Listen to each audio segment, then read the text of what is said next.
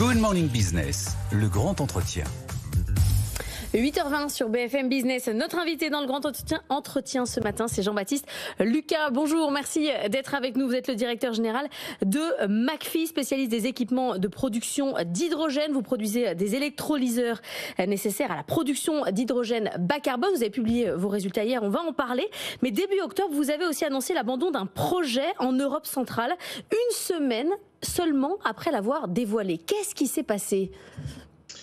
Alors, ça fait partie des aléas des prises de commande de ce type de projet qui sont malheureusement signés dans des conditions économiques qui sont parfois très tendues, et ça a cristallisé un désaccord au niveau des actionnaires et des propriétaires du site industriel qui devait décider ce projet d'hydrogène vert, et qui malheureusement a décidé de poursuivre dans de l'hydrogène gris, eu égard à une rentabilité qui était trop faible.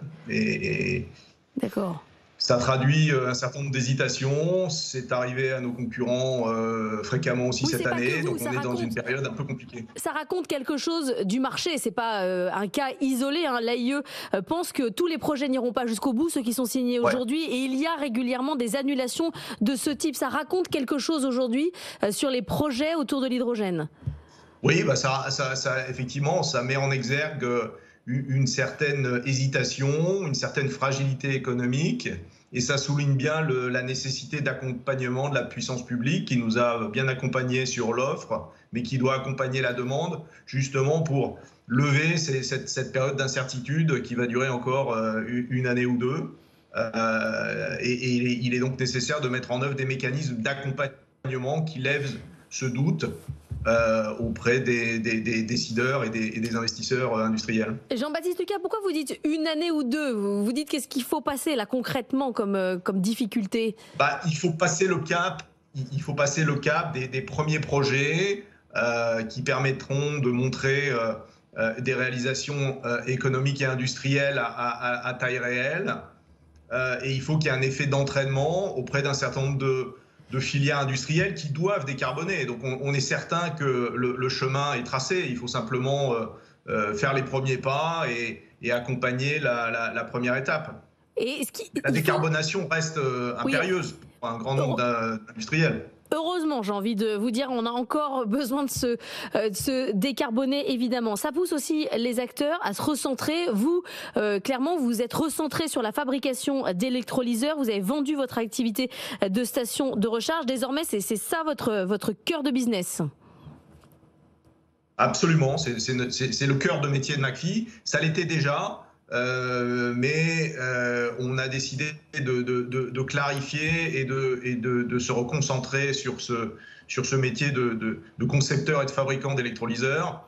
Il y avait à l'origine, il y a 4 ou 5 ans, des synergies entre les métiers de distribution et des métiers de production d'électrolyseurs. C'est de moins en moins le cas parce que les électrolyseurs deviennent de plus gros et les sujets de mobilité deviennent plus complexes et les stations un peu plus développées. Et donc il était sage de constater qu'il y avait moins de synergie et de se concentrer sur notre métier de base qui est celui des électrolyseurs. La production d'électrolyseurs, elle se fait à Belfort, dans un site que vous avez ouvert en juin dernier. Là, on est à quel niveau de production ?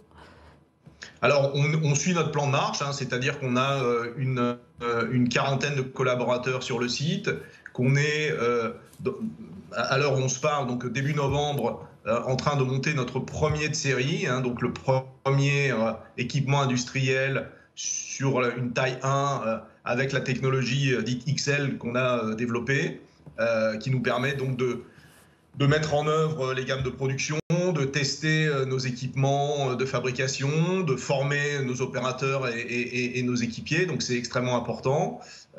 Et on envisage de passer à la production donc, du premier équipement vendu au premier trimestre de l'année prochaine dans le cadre du contrat qu'on a signé avec la société HMS en Allemagne. Qui, elle, et quel type d'entreprise ? C'est-à-dire que clairement, pour qu'on comprenne bien la chaîne, votre client, celui qui achète des électrolyseurs, c'est qui ? Alors notre client, c'est un opérateur de pipeline en Allemagne qui va produire de l'hydrogène et qui a donc besoin d'équipements de production d'hydrogène vert, des électrolyseurs. Donc vous êtes très dépendant évidemment de la volonté, de la capacité de décarbonation de l'industrie. Industrie qui aujourd'hui, on le voit dans l'automobile, dans la chimie, c'est compliqué, notamment en Allemagne. Là, vous me disiez il va falloir 2 ans pour passer le cap. Je vous trouve optimiste, mais à juste titre, hein, sinon on n'est pas chef d'entreprise. Hein. Ouais, donc il faut maintenir un certain optimisme, mais il faut aussi reconnaître le fait que ces obligations de décarbonation dont on parle, chaque année qui passe rend plus compliqué de tenir les objectifs de Paris ou un certain nombre d'objectifs que des entreprises ont pris à échéance 2030. Et 2030, ça va finir par arriver vite, donc il va falloir commencer.